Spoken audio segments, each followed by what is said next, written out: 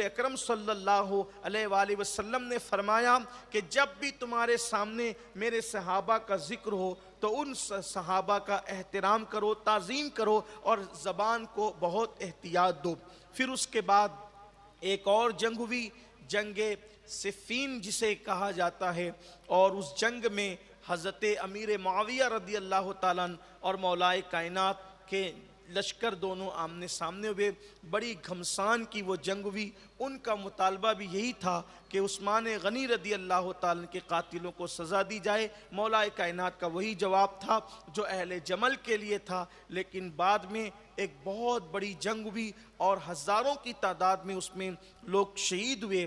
اور پھر اس کے بعد جو ہے یہ ہوا کہ بیچ میں حکم کا معاملہ آیا، اور جب حکم کا معاملہ آیا تو جو مولائے کائنات کے ساتھ تھے وہ لوگ ان میں سے کچھ لوگ الگ ہو گئے، اور انہوں نے کہا کہ ان الحکم الا للہ، کہ حکم تو صرف اللہ کا ہے۔ اگر کسی کو حکم بنائیں گے تو گویا کہ قرآن کے خلاف ہے، اور کسی کو حکم بنانا معاذ اللہ کفر ہے۔ اور ان ظالموں نے مولائے کائنات کو ہی کافر کہنا شروع کیا۔ اس کو خوارج کا گروہ کہتے ہیں۔ مولا مشکل کشا نے ان کو بھی طے کیا، ان کو بھی ختم کیا۔ وہ جنگ نہروان تھی۔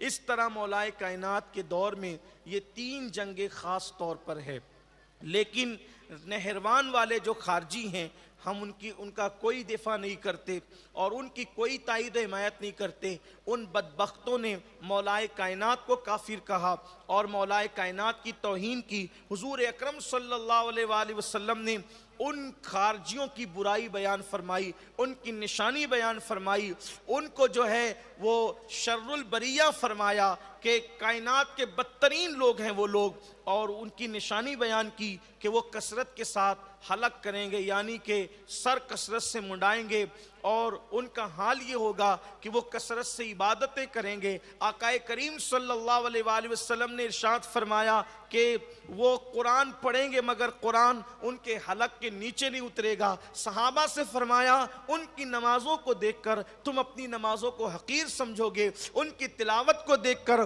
تم اپنی تلاوت کو حقیر سمجھو گے، ان کی عبادتوں کو دیکھ کر تم اپنی عبادتوں کو حقیر سمجھو گے۔ اور وہ لوگ دین میں ایسا غلو کریں گے کہ جتنا سنت کے مطابق وہ لباس پہننا ہے، نیچے کی ازار پہننا ہے، اس سے بہت زیادہ اونچا وہ پاجامہ پہنیں گے۔ حضور اکرم صلی اللہ علیہ وآلہ وسلم نے خوارج کی نشانی بیان فرمائی، اور پھر جو ہے ارشاد فرمایا کہ جو ان لوگوں کے ساتھ قتال کرے گا اس کے لیے حضور اکرم صلی اللہ علیہ وسلم نے فرمایا وہ وقت کے بہترین لوگ ہوں گے، اور پھر ان کا جو لیڈر ہوگا جو ان کو لیڈ کرے گا اس کے لیے میرے آقا نے فرمایا کہ اس کا ہاتھ عورت کے پستان کی طرح ہوگا۔ حضرت سیدنا عبداللہ ابن عباس رضی اللہ تعالیٰ کی قیادت میں حضرت مولائے کائنات نے لشکر بھیجا، اور جب ان کو قتل کیا گیا تو مولائے کائنات نے پوچھا کہ وہ شخص ملا جس کا ہاتھ عورت کے پستان کی طرح تھا، تو لوگوں نے کہا نہیں نظر آیا۔ تو مولا مشکل کشا نے ڈھونڈا، بالآخر وہ شخص نظر آیا، اور مولائے کائنات نے فرمایا اللہ سچا ہے اور اللہ کا رسول سچا ہے۔ پھر اس کے بعد خوارج کے گروہ کے کچھ لوگ بچ گئے تھے۔ ان میں سے ان لوگوں نے دیکھا کہ پوری خارجی جماعت کو مولائے کائنات نے ختم کر دیا ہے، چند بچ گئے ہیں۔ حالانکہ کچھ لوگ ان میں سے توبہ بھی کر چکے تھے اور توبہ کر کے مولائے کائنات کی طرف واپس پلٹ کر بھی آ گئے تھے، لیکن وہ چند جو بچے تھے ان میں سے 3 لوگ جو ہے مکۃ المکرمہ میں کعبۃ اللہ شریف کا غلاف پکڑ کر قسم کھاتے ہیں کہ وہ معاذ اللہ اسلام کی 3 ہستیوں کو شہید کریں گے۔ ایک مولائے کائنات، دوسرے حضرت امیر معاویہ، اور تیسرے حضرت عمرو ابن عاص رضی اللہ تعالی عنہم۔ یہ ان تینوں کے لیے جو ہے انہوں نے قتل کا، شہادت کا پلان بنایا، اور انہوں نے کہا ہم قتل کریں گے کیونکہ ان تینوں کی وجہ سے جو ہے معاذ اللہ جنگیں ہو رہی ہے۔ اور اس کے بعد وہ تینوں اپنی مہم پر روانہ ہوئے، لیکن جب روانہ ہوئے تو جس نے حضرت امیر معاویہ پر وار کرنا تھا تو اس نے وار تو کیا، لیکن وہ وار جو ہے بہت ہلکا سا ان کو لگا اور وہ بچ گئے۔ اور حضرت عمرو ابن عاص کو جو شہید کرنے کے لیے گیا تھا تو اس دن اتفاق سے نماز فجر میں حضرت عمرو ابن عاص رضی اللہ تعالیٰ مسجد ہی میں نہیں آئے۔ اللہ کو منظور تھا اور اس طرح وہ بھی بچ گئے. لیکن عبد الرحمن ابن ملجم یہ بدبخت، ازلی بدبخت اور انتہائی منحوس اور غلیظ انسان، یہ شخص نے اپنے ذمے پر لیا تھا کہ وہ مولائے کائنات کو شہید کرے گا. اس نے زہر میں خنجر بجھایا اور زہر میں خنجر بجھا کر وہ کوفہ آیا. اور کوفہ آنے کے بعد جب وہ کوفہ پہنچا تو کوفہ پہنچ کر اس بدبخت نے جو ہے وہ دیکھا کہ ایک عورت کے گانے کی آواز آ رہی ہے، خوبصورت آواز ہے گانے کی. جب وہ اس آواز کی طرف بڑھا تو دیکھا کہ آواز سے زیادہ خوبصورت عورت کا چہرہ ہے. تو اس عورت کو کے متعلق اس نے کہا کہ میں تیرے ساتھ نکاح کرنا چاہتا ہوں. اس عورت کا تعلق بھی خارجیت سے تھا. اس بدبخت نے کہا کہ میں تیرے ساتھ نکاح تو کر لوں گی، لیکن میں جو ہے وہ جو مہر کی شرط رکھوں گی شاید وہ مہر ادا کرنا تیرے بس میں نہیں ہے. اور اس عورت نے جس کا نام قطام تھا، اس بدبخت کو نے جب کہا کہ تو میرا مہر ادا نہیں کر سکے گا تو اس نے تیخ میں آ کر کے کہا کہ میں قسم کھاتا ہوں تو جو مہر کہے گی ادا کروں گا. اور پھر اس نے کہا کہ 3000 درہم کے علاوہ میرا مہر جو ہے وہ علی کا قتل ہوگا اور معاذ اللہ علی پاک کی شہادت ہوگی. تو چونکہ یہ اسی مقصد کے لیے آیا تھا، اس کو تو ایسا لگا کہ جس مقصد کے تحت میں آیا ہوں وہی بات یہ کر رہی ہے. اس نے اس کو منظور کر لیا اور منظور کرنے کے بعد 17 رمضان المبارک تھی. رمضان المبارک کی 17 تاریخ تھی، جمعۃ المبارکہ کا دن تھا. مولا مشکل کشا مولائے کائنات کی عادت کریمہ تھی کہ آپ جب نماز فجر کے لیے جاتے تو آواز لگاتے جاتے الصلاۃ الصلاۃ الصلاۃ، نماز نماز. یعنی آپ کی عادت کریمہ تھی کہ آپ جو ہے نماز کی طرف دعوت دیتے ہوئے فجر میں لوگوں کو جگاتے ہوئے جاتے.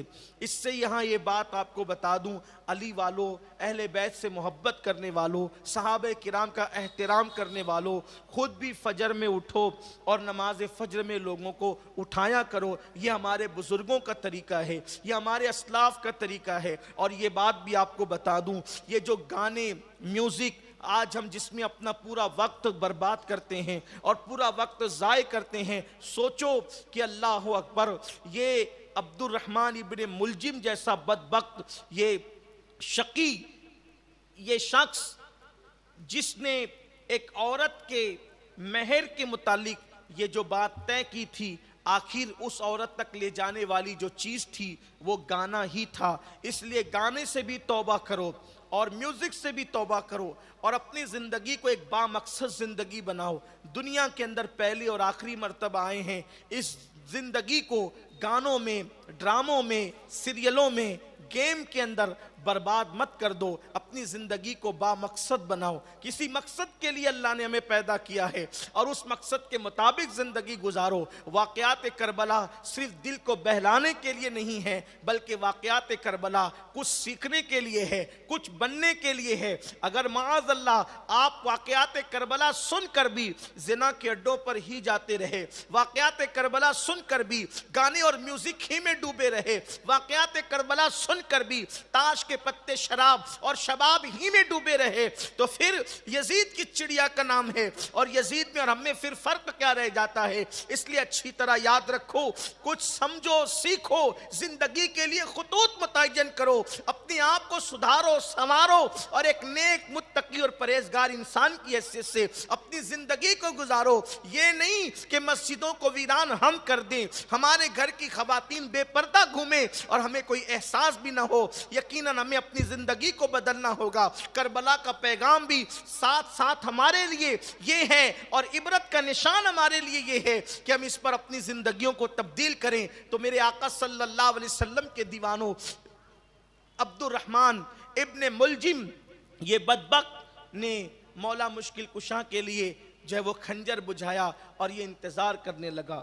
مولا پاک 17 رمضان المبارک کو اپنی شہزادی سیدہ زینب کبریٰ سلام اللہ علیہا کو فرماتے ہیں اور اپنے بڑے شہزادے امام حسن پاک کو کہ ایسا لگتا ہے کہ اب میری شہادت کے دن قریب آ گئے، اب میں زیادہ دن تک دنیا میں نہیں رہوں گا، اس لیے کہ میں نے یہ خواب دیکھا ہے کہ اللہ کے رسول مصطفیٰ کریم رؤوف الرحیم صلی اللہ علیہ وآلہ وسلم میرے خواب میں تشریف لائے اور کہا علی کیا حال ہے؟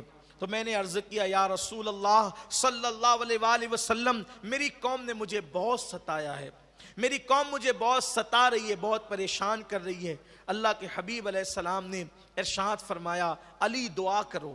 تو میں نے خواب میں دعا کی، اے اللہ مجھے ان لوگوں کے درمیان سے جو ہے وہ نکال دے اور مجھے نجات دے، اور ان سے بہتر لوگوں کے درمیان مجھے پہنچا دے، ان لوگوں سے مجھے نکال کر ان سے بہتر لوگوں کے درمیان مجھے پہنچا دے، اور میرے بعد مجھ سے بدترین لوگ ان پر مسلط فرما دے۔ اللہ اکبر!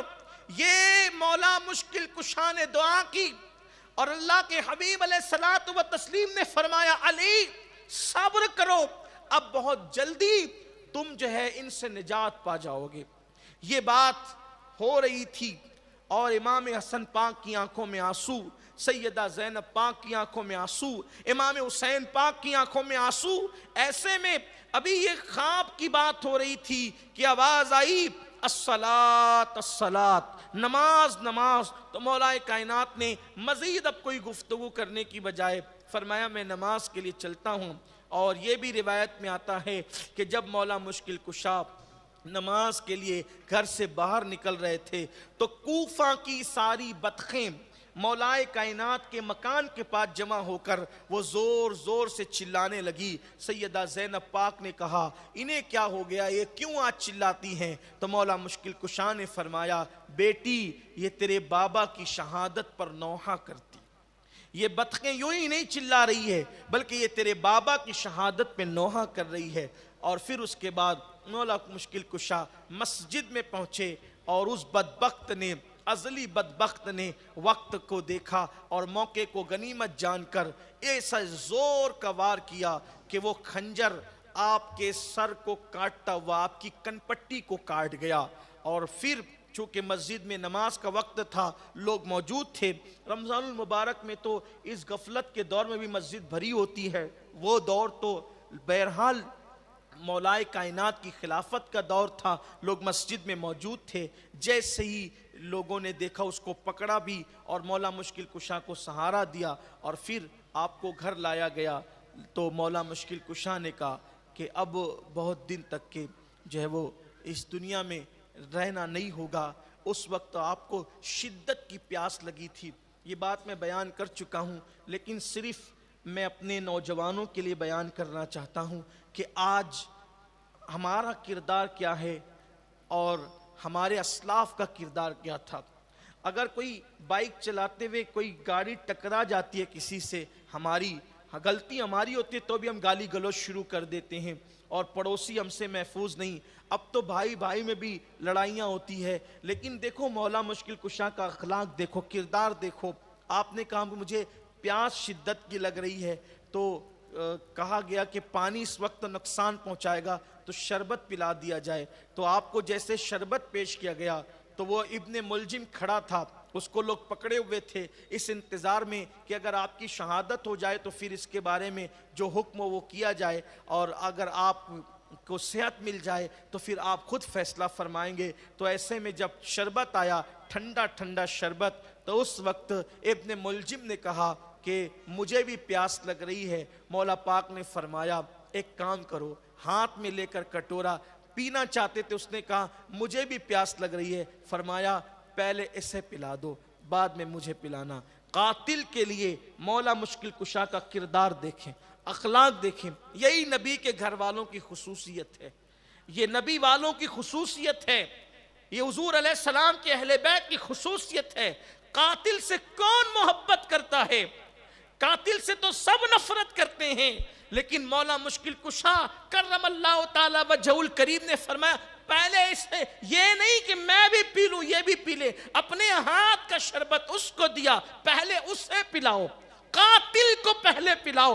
ڈھونڈیے چراغ لے کر نہیں, سورج لے کر تلاش کیجئے کہ حضور علیہ السلام کے تربیت یافتہ کے علاوہ, حضور علیہ السلام کے جانشینوں کے علاوہ اور کس کا ایسا اخلاق ہے, اور کس کا ایسا کردار ہے, یہ شان ہے. لیکن اس بدبخت کی قسمت میں علی کے ہاتھ سے مس کیا وہ شربت نہیں تھا, اس نے پینے سے انکار کر دیا.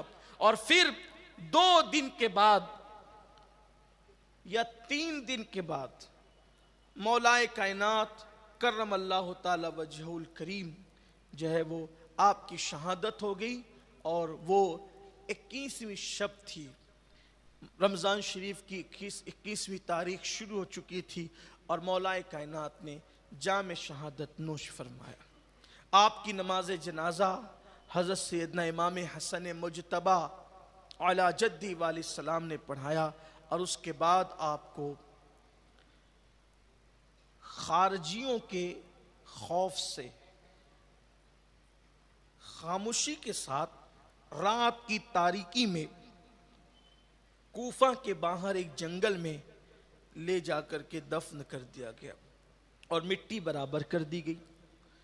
جیسے عام طور پہ قبر بنائی جاتی ہے اونٹ کے کوہان کی طرح جو تھوڑی سی اونچی کر دی جاتی ہے پہچان کے لیے, ایسا کچھ نہیں کیا گیا, بلکہ وہ مٹی برابر کر دی گئی. مٹی برابر کر دی گئی اور کسی کو بتایا نہیں گیا, اس خوف سے کہ کہیں خارجیوں کو معلوم ہو تو یہ جسد پاک کی بے حرمتی نہ کرے. صرف خاندان والوں کو پتا تھا اور کسی کو نہیں پتا تھا, اور خاندان کے لوگ وہاں آتے جاتے تھے, ایک نشان ان کا تھا. پھر بہت دنوں تک وہ سلسلہ جاری رہا, خاندان میں بات منتقل ہوتی رہی اور کسی کو نہیں بتایا گیا. بالآخر جب ہارون رشید کا دور آیا تو حضرت امام موسیٰ کاظم رضی اللہ تعالی عنہ نے, وہ وہاں حاضری دیا کرتے تھے جب وہاں موجود ہوتے, تو ہارون رشید کے دور میں بتایا جاتا ہے کہ ہارون رشید شکار کرتے ہوئے وہاں پہنچا تو دیکھا کہ مشک کی خوشبو آتی ہے, اور ہرن دوڑتے ہوئے جب آگے بڑھا اس سے ڈر کر اور اس احاطے میں پہنچا, اس جنگل کے احاطے میں, تو ہرن نے ڈرنا چھوڑ دیا اور ہارون نے شکار کی طرف سے اس کا دل روٹھ گیا, یعنی اس کے دل میں اب شکار کا شوق نہ رہا. اور وہاں ایک بزرگ بیٹھے ہوئے تھے, تو پوچھا کہ بابا آخر کیا خصوصیت ہے اس جنگل کی کہ شکاری سے شکار ڈرتا نہیں اور شکاری شکار کرتا نہیں؟ اس بزرگ نے فرمایا کہ یہاں پر مولا علی کا مزار موجود ہے, اس مزار کی برکت سے اس جنگل کا یہ ماحول ہے. تو کہا کہ وہ مزار آپ بتا سکتے ہیں؟ تو کہا بتائیں گے, لیکن 100 اونٹ کی قربانی دینی ہوگی. بالآخر ہارون نے وعدہ کیا تو انہوں نے وہ مزار بتایا. تو کہا لوگ مجھ سے پوچھیں گے کہ یہ مزار بتایا کس نے, تو میں تو آپ کو جانتا نہیں, آپ کا نام نہیں جانتا, تو آپ کون ہے؟ تو آپ نے فرمایا کہ میں خضر علیہ السلام ہوں. سبحان اللہ. اور پھر اس طرح سے مولا مشکل کشا کا مزار ظاہر ہوا, اور بعد میں امام موسیٰ کاظم سے بھی اس کے متعلق پوچھا گیا تو آپ نے اس کی تصدیق فرمائی کہ ہاں یہ مزار یہیں پر ہے, اور وہ خاندانی طور پر بات چلی آ رہی تھی.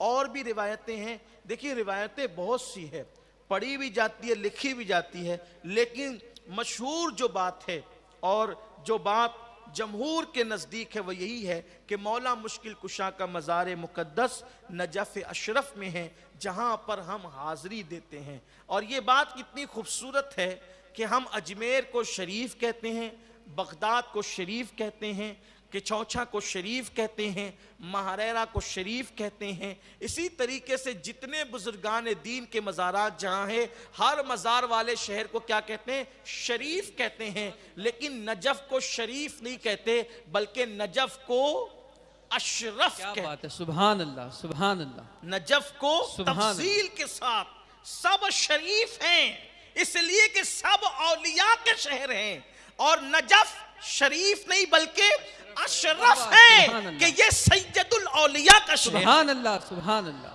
سبحان اللہ. اور ہر شہر پہلے بسا ہے, مزار بعد میں بنا ہے. یہ نجف اشرف کی خصوصیت ہے کہ پہلے وہاں مزار بنا ہے, اس کے بعد علی پاک کے مزار کے صدقے میں شہر بسا. سبحان اللہ.